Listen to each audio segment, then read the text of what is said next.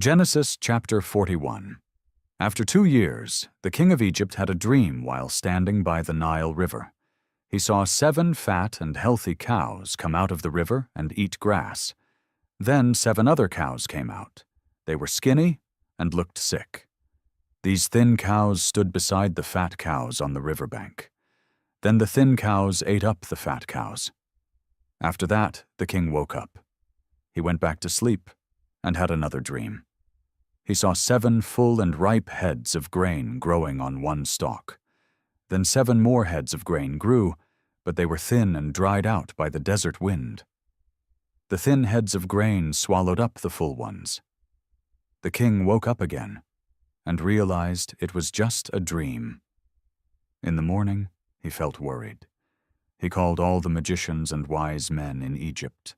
He told them his dreams, but no one could explain them. Then the wine steward spoke to the king.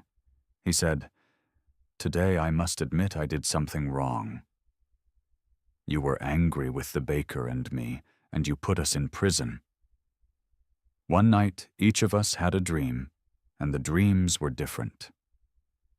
A young Hebrew man was there with us, a servant of the captain of the guard.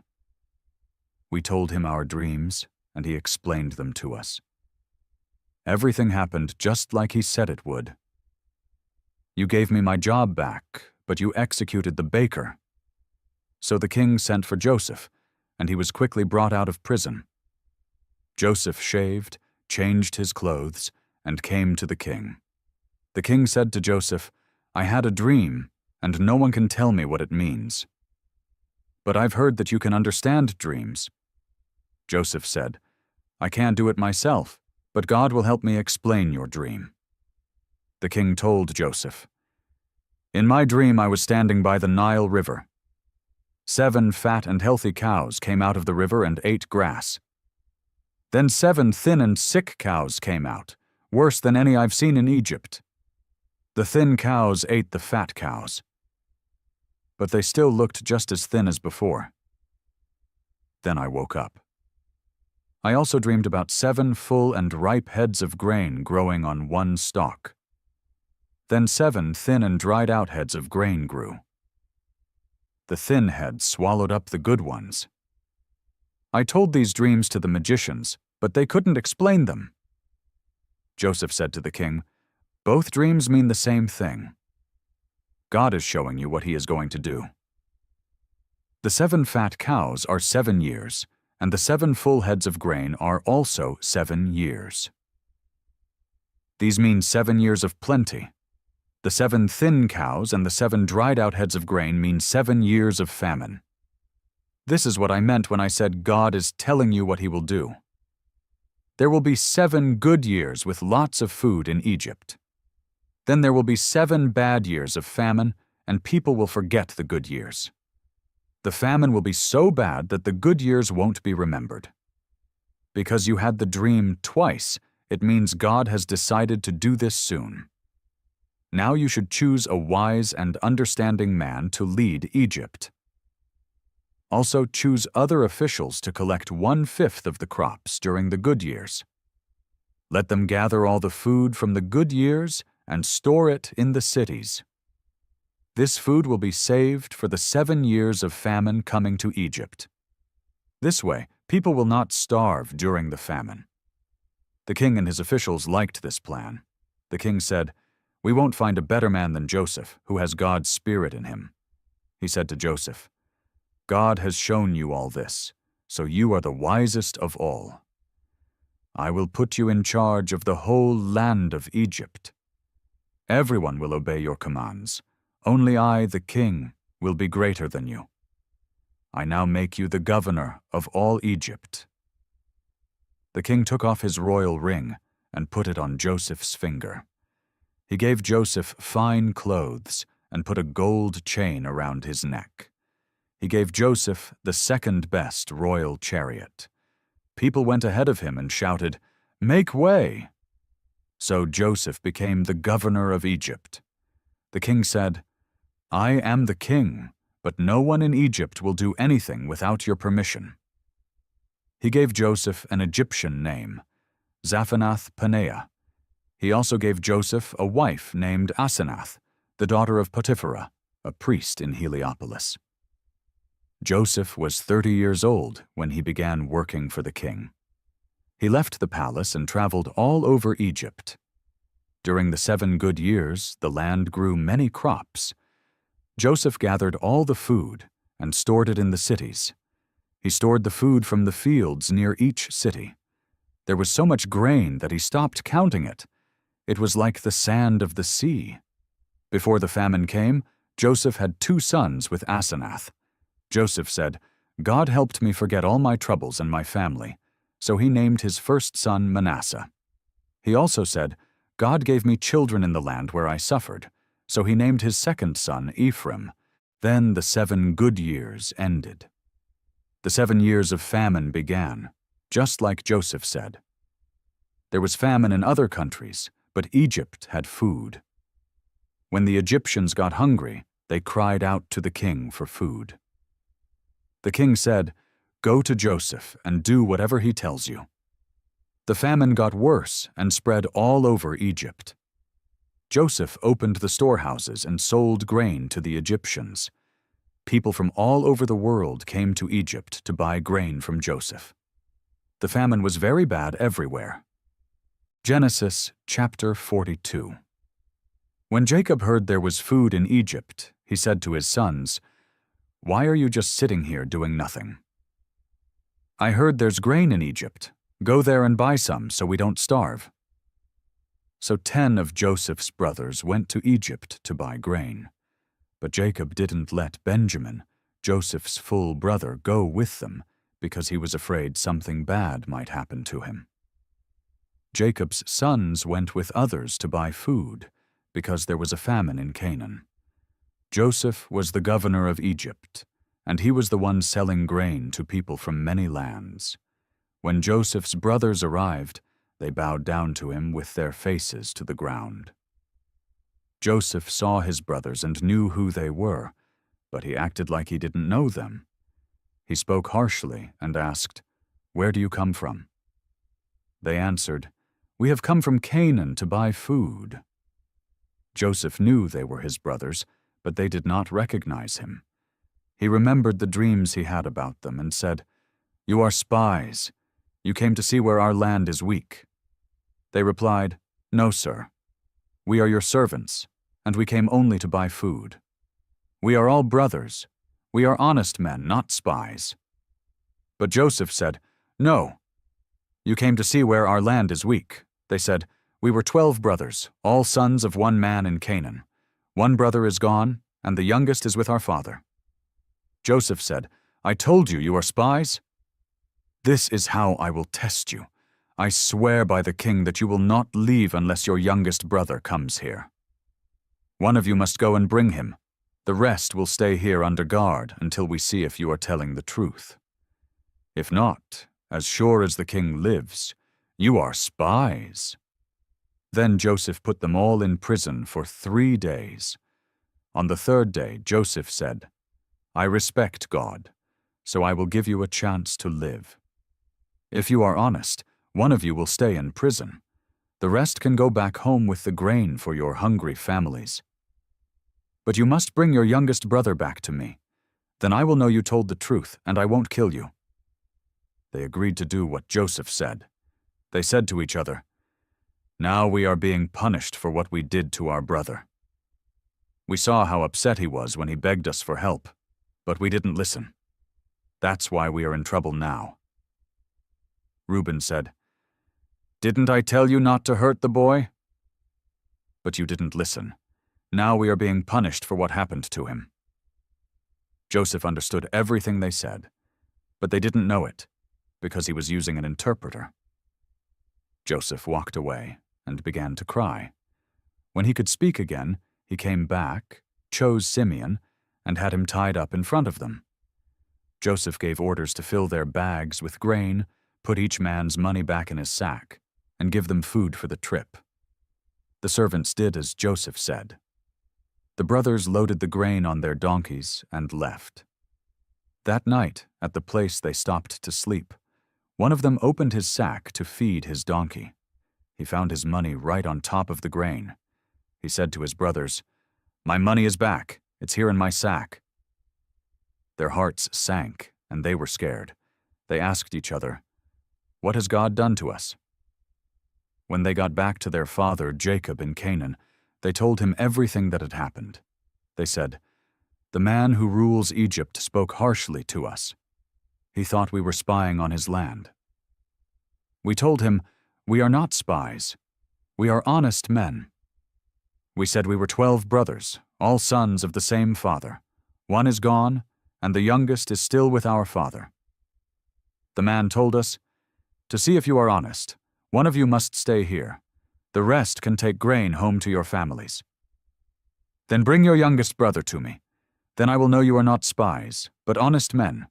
I will give your brother back, and you can trade here again." When they emptied their sacks, each one found his bag of money inside. When they saw the money, they and their father Jacob were frightened. Jacob said, "Why are you doing this to me? Joseph is gone, Simeon is gone, and now you want to take Benjamin?" "Everything bad is happening to me," Reuben said to his father.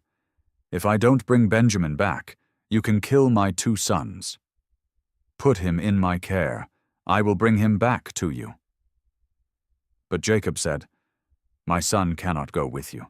His brother is dead, and he is the only one left. If anything happens to him on the journey, I will die from sadness because I am an old man." Genesis chapter 43. The famine in Canaan got worse. Jacob's family had eaten all the grain they brought from Egypt. Jacob said to his sons, "Go back and buy a little more food for us." Judah said, "The man warned us not to come back unless we bring our brother. If you let our brother come with us, we'll go and buy food. But if you don't let him come, we won't go." The man said, "We won't see him unless our brother is with us." Jacob said, "Why did you tell him you had another brother and cause me all this trouble?" They said, "The man kept asking about our family. Is your father alive? Do you have another brother?" We just answered his questions.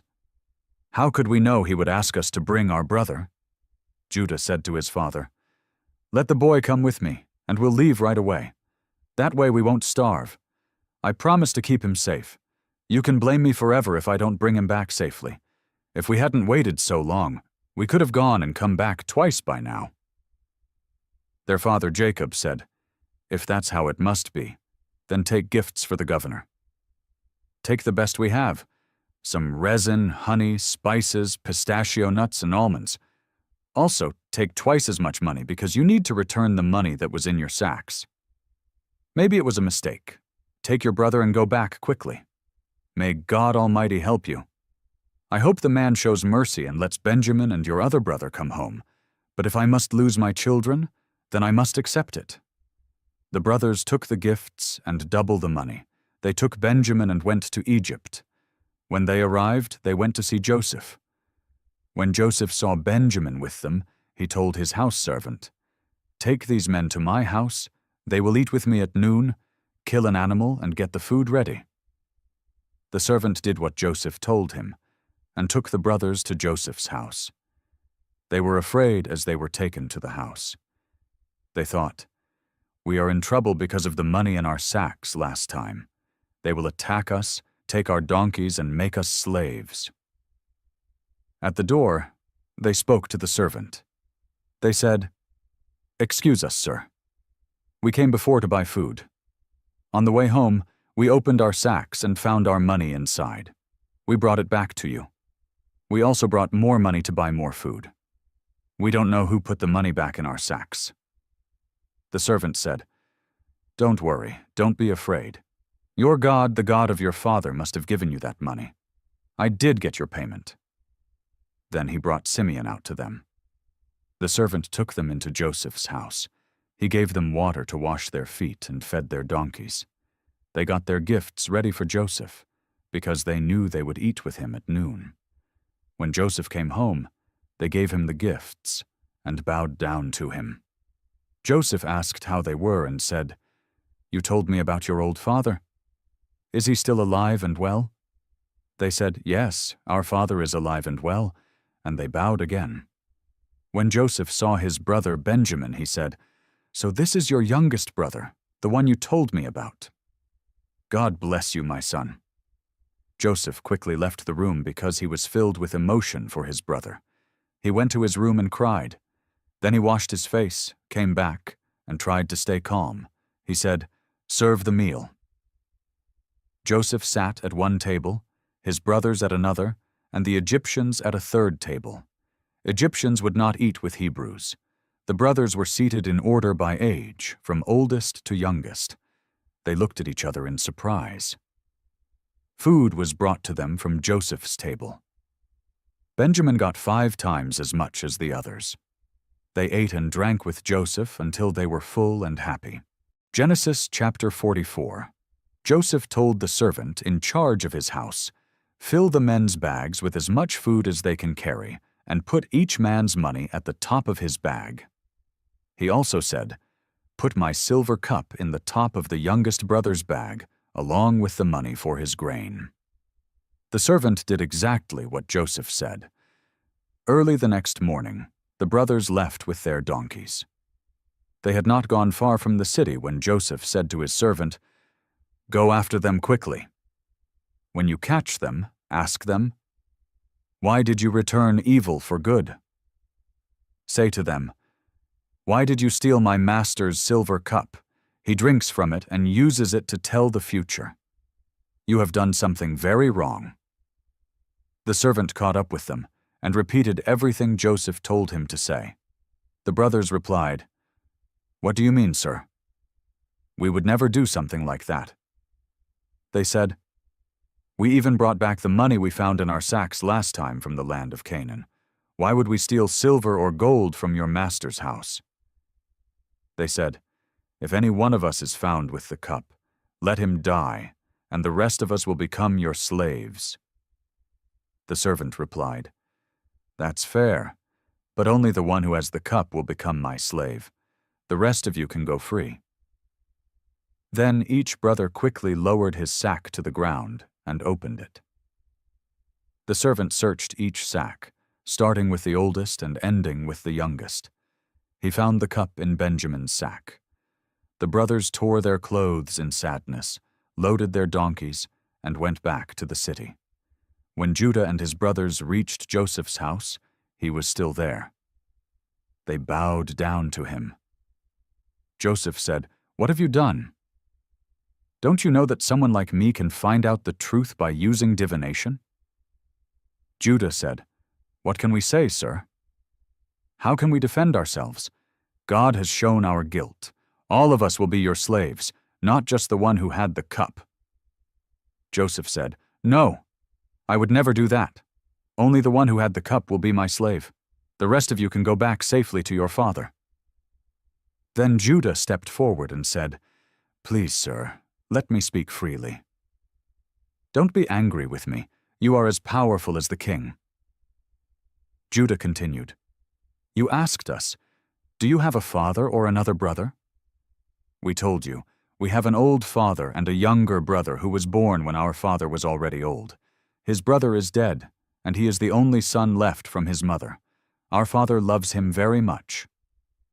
You told us to bring him here so you could see him. We told you that the boy could not leave his father because if he did, his father would die. But you said, 'You may not come back to see me unless your youngest brother comes with you.' So when we went home, we told our father everything you said. Then our father told us to go back and buy some more food. We replied, 'We cannot go unless our youngest brother goes with us. We are not allowed to see the man unless he is with us.' Our father said, 'You know that my wife Rachel had only 2 sons. One of them is already gone. He must have been torn apart by wild animals because we have not seen him again. If you take this one from me and something happens to him, I will die from sorrow because I am so old.' Judah said, 'So now, sir, if I go back to my father without the boy, my father will die when he sees the boy is not with us. He loves the boy so much.' I promised my father that I would take care of the boy. I told him I would be responsible forever if anything happened to him. So please, sir, let me stay here as your slave instead of the boy. Let him go back with his brothers. I cannot go back to my father without the boy. I cannot watch my father suffer like that. Genesis chapter 45. Joseph could not hold back his feelings anymore in front of his servants. He told all of them to leave the room. No one else was with him when he told his brothers who he really was. Joseph started crying so loudly that the Egyptians heard him. The news even reached the king's palace. Joseph said to his brothers, "I am Joseph. Is my father still alive?" But his brothers were so shocked and scared that they couldn't say anything. Then Joseph said, "Please come closer to me." They came near, and he said, "I am your brother Joseph, the one you sold to Egypt. Don't be sad or blame yourselves for what you did. It was really God who sent me here ahead of you to save lives. This is only the second year of famine. There will be 5 more years with no planting or harvesting. God sent me ahead of you to save you in this special way. He wanted to make sure you and your children would survive. So it wasn't really you who sent me here. It was God. He has made me the top official in the king's palace. I am in charge of the whole country of Egypt. Now hurry back to my father and tell him what I said. Tell him that God has made me the ruler of all Egypt. Ask him to come to me quickly. You can all live in the land of Goshen, close to me. You, your children, your grandchildren, your sheep, your goats, your cows, and everything you own can come. If you live in Goshen, I can take care of you. There are still 5 years of famine ahead. I don't want you, your family, or your animals to go hungry." Joseph continued, "All of you can see, and you too, Benjamin, that I am really Joseph. Tell my father about how powerful I am in Egypt. Tell him everything you have seen here, then come back quickly and bring him here." Joseph hugged his brother Benjamin and cried. Benjamin also hugged him and cried. Joseph hugged and kissed all his brothers while still crying. After that, his brothers finally started talking with him. When the news reached the palace that Joseph's brothers had come, the king and his officials were happy. The king said to Joseph, "Tell your brothers to load their animals and go back to Canaan. Tell them to get their father and their families and come back here. I will give them the best land in Egypt, and they will have everything they need. Also tell them to take wagons from Egypt for their wives and children and to bring their father here. They don't need to worry about leaving their things behind. They will get the best things from all of Egypt." Jacob's sons did what they were told. Joseph gave them wagons, as the king had said. He also gave them food for their journey. He gave each of his brothers a change of clothes. But he gave Benjamin 300 pieces of silver and 5 changes of clothes. Joseph also sent 10 donkeys carrying the best goods from Egypt. He sent 10 more donkeys with grain, bread, and other food for the trip. As he sent his brothers off, Joseph said, "Don't fight on the way." They left Egypt and went back to their father Jacob in Canaan. They told him, "Joseph is still alive. He is the ruler of all Egypt." Jacob was so surprised that he could not believe them. But when they told him everything Joseph had said, and when he saw the wagons Joseph had sent, he started to believe it. "My son Joseph is still alive," he said. "This is all I could hope for. I must go and see him before I die." Genesis chapter 46. Jacob packed everything he owned and went to Beersheba. There he gave offerings to God, the God of his father Isaac. At night, God spoke to Jacob in a dream and called, "Jacob, Jacob." Jacob answered, "Yes, here I am." God said, "I am God, the God of your father. Don't be afraid to go to Egypt. I will make your family into a great nation there. I will go with you to Egypt, and I will bring your family back here one day. Joseph will be with you when you die." Jacob left Beersheba. His sons helped him. Their children and their wives get into the wagons the king of Egypt had sent. They took their animals and all the things they had gotten in Canaan and went to Egypt. Jacob brought all his family with him, his sons, his grandsons, his daughters, and his granddaughters.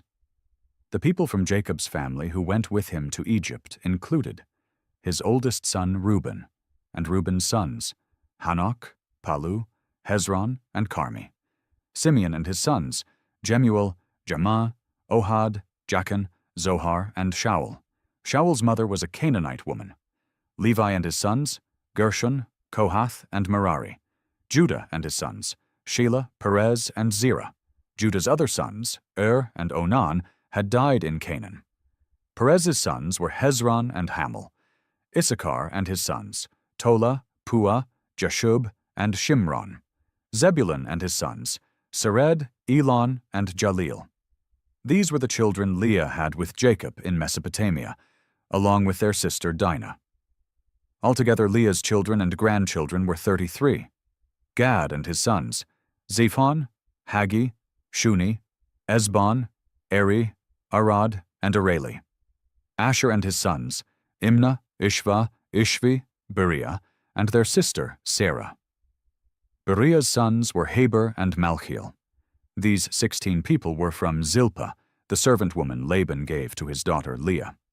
Jacob's wife Rachel had 2 sons, Joseph and Benjamin. Joseph had 2 sons in Egypt, Manasseh and Ephraim. Their mother was Asenath, daughter of Potipharah, a priest in Heliopolis.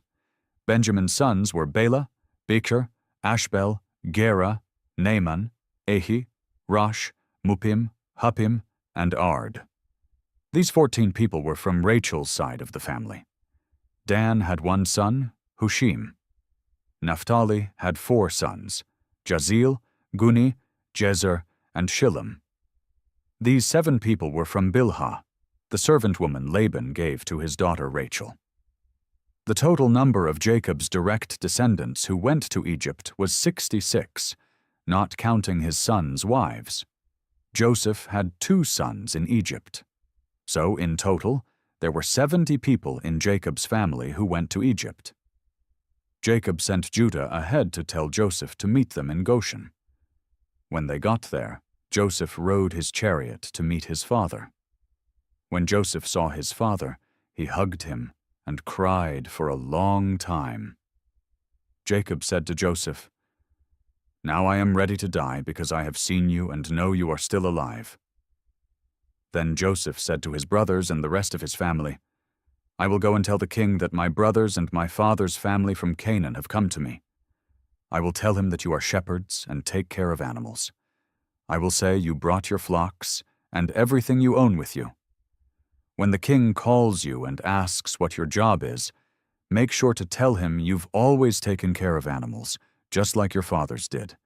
That way, he will let you live in the land of Goshen."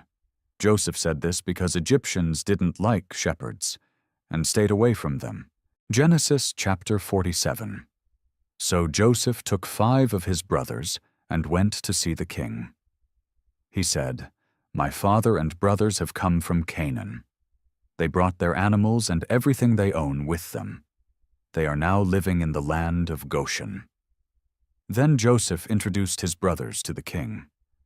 The king asked them, "What do you do for work?" They replied, "We are shepherds, just like our ancestors were. We have come to live here because there is a terrible famine in Canaan. There is no grass for our animals to eat. Please let us stay in the land of Goshen." The king said to Joseph, "Now that your family has come, they can live in Egypt. Let them live in Goshen, the best part of the land. And if any of them are good workers, let them take care of my animals too." Then Joseph brought his father Jacob to meet the king. Jacob gave the king a blessing. The king asked Jacob, "How old are you?" Jacob answered, "I have wandered for 130 years. My life has been hard and short compared to my ancestors' lives." Jacob gave the king another blessing and then left. Joseph helped his father and brothers settle in Egypt. He gave them land in the best area near the city of Ramesses, just as the king told him to. Joseph gave food to his father, his brothers, and all their families, even the little children. The famine was very bad, and there was no food anywhere. People in Egypt and Canaan were very hungry and weak. People came to buy grain, and Joseph collected all their money and brought it to the king's palace. When there was no money left in Egypt or Canaan, the people came to Joseph and said, "Please give us food. We have no money left. Don't let us die." Joseph said, "If you have no money, bring me your animals, and I will give you food in return." So they brought him their horses, sheep, goats, cows, and donkeys. Joseph gave them food in exchange for their animals that year. The next year the people came again and said, "We have no money and no animals left. All we have is ourselves and our land. Please give us food, and take us and our land in exchange. We will be the king's slaves. Give us seeds, too, so we can plant our fields." So Joseph bought all the land in Egypt for the king. Everyone had to sell their land because the famine was so bad. Now all the land belonged to the king. Joseph made the people slaves from one end of Egypt to the other. The only land he didn't buy was the land that belonged to the priests.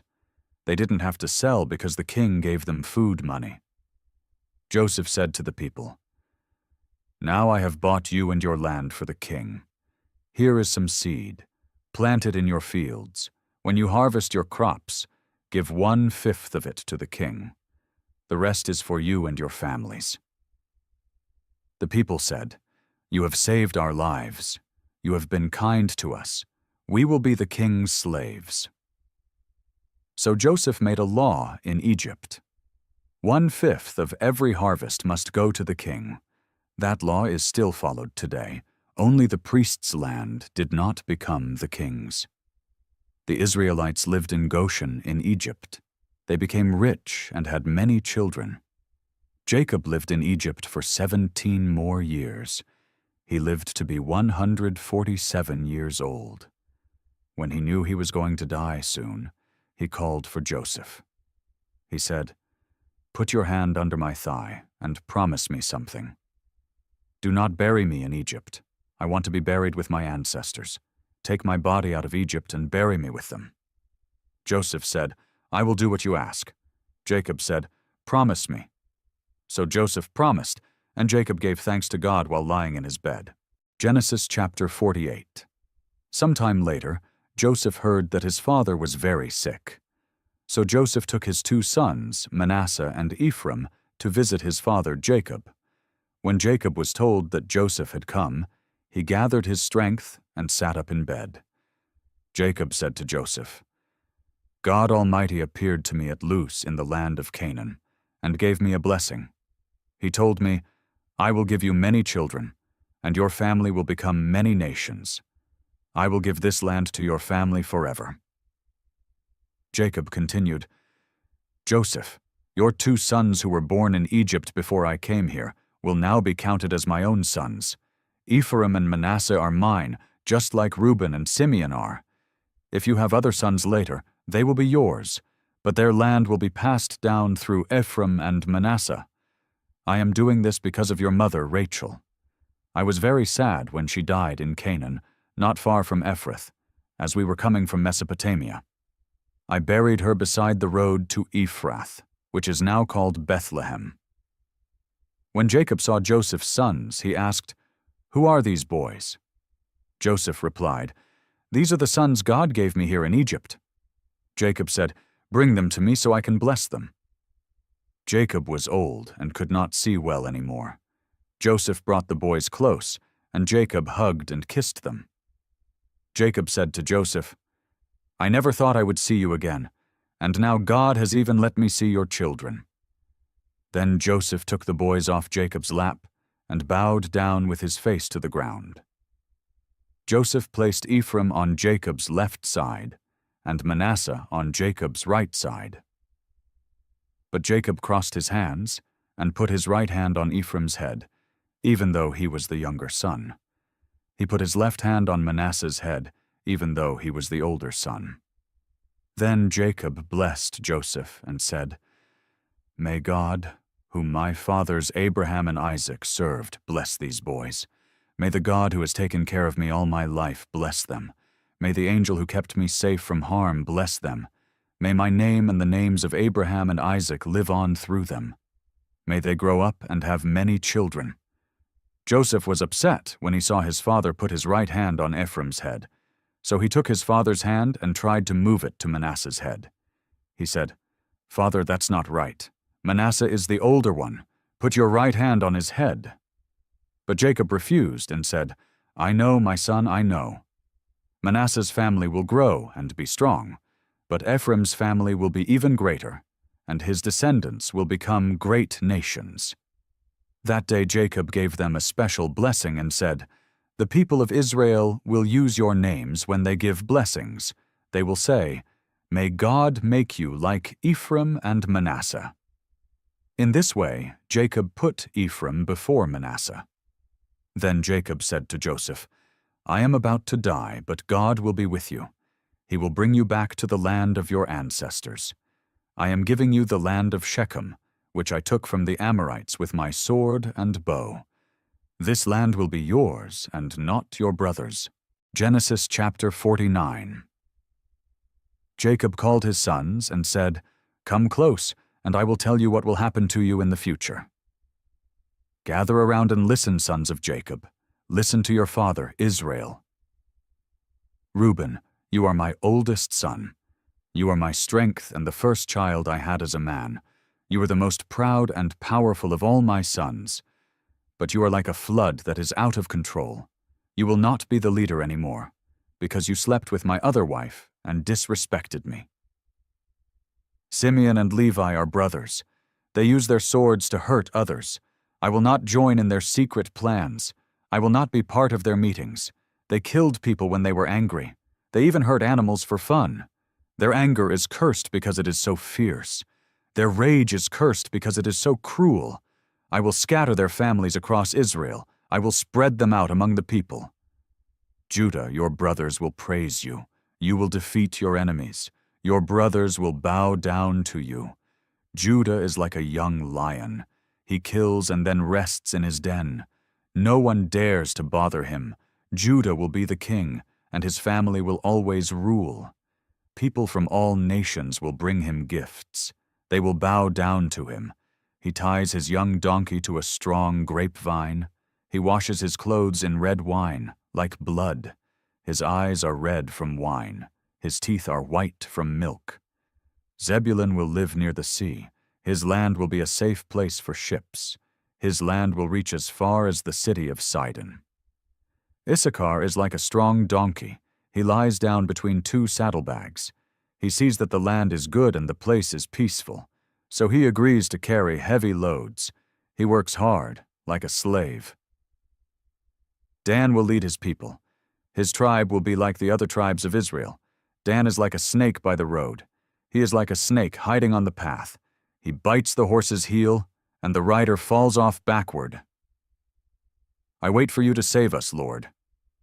Gad will be attacked by robbers, but he will fight back and chase them away. Asher's land will grow rich food. He will make food good enough for kings. Naphtali is like a deer that runs freely. He has beautiful children. Joseph is like a wild donkey near a spring. He is like a young donkey on a hill. His enemies attack him with bows and arrows, but he stays strong and steady. His strength comes from the mighty God of Jacob. God is his shepherd and protector. The God of your father helps you. The all-powerful God blesses you. He gives blessings from the sky above. He gives blessings from deep under the earth. He gives you many cattle and many children. He gives you grain and flowers. He gives you blessings from the old mountains. He gives you good things from the everlasting hills. All these blessings will be for Joseph. He is the one set apart from his brothers. Benjamin is like a hungry wolf. In the morning he eats his prey. In the evening he shares what he has taken. These are the 12 tribes of Israel, and this is what their father said to each of them. He gave each son a special message as a farewell. Then Jacob told his sons, "I am about to die. Bury me with my ancestors in the cave in the field of Ephron the Hittite." This cave is in the field of Machpelah, near Mamre, in the land of Canaan. Abraham bought this cave and the field from Ephron to use as a burial place. That is where Abraham and his wife Sarah are buried. That is where Isaac and his wife Rebekah are buried. And I buried Leah there too. The field and the cave were bought from the Hittites. Bury me there. After Jacob finished giving these instructions to his sons, he lay back on his bed and died. Genesis chapter 50. Joseph hugged his father, cried, and kissed his face. Then Joseph told the doctors to prepare his father's body. It took 40 days to prepare the body, which was the usual time. The Egyptians were very sad and mourned for 70 days. When the mourning time was over, Joseph spoke to the king's officials. He said, "Please give this message to the king. When my father was about to die, he made me promise to bury him in the tomb he had prepared in Canaan. Please let me go and bury him. I will return afterward." The king said, "Go and bury your father, just as you promised him." So Joseph went to bury his father. All the king's important officials and leaders of Egypt went with him. Joseph's brothers and all his father's family went too. Only the small children and the animals stayed behind in Goshen. There were men riding in chariots and on horses. It was a very large group. When they reached the threshing place at Atad, east of the Jordan River, they cried loudly and mourned for a long time. Joseph held a special mourning ceremony for 7 days. The people of Canaan saw them mourning and said, "Look at this deep mourning by the Egyptians." That is why the place was called Abel Mizraim. Jacob's sons did what he had told them to do. They carried his body to Canaan and buried him in the cave at Machpelah, near Mamre. This was the field Abraham had bought from Ephron the Hittite for a burial place. After Joseph buried his father, he went back to Egypt with his brothers and everyone who had gone with him. After their father died, Joseph's brothers became worried. They said, "What if Joseph is still angry and wants to get even with us for what we did to him?" So they sent a message to Joseph. They said, "Before our father died, he told us to ask you to forgive us. Please forgive us for the wrong we did to you. We are your servants and worship the same God as our father." When Joseph got the message, he cried. Then his brothers came to him in person. They bowed down and said, "We are your slaves." But Joseph said, "Don't be afraid. I am not God. You planned to hurt me, but God used it for good. He helped save many lives because of what happened. So don't be afraid.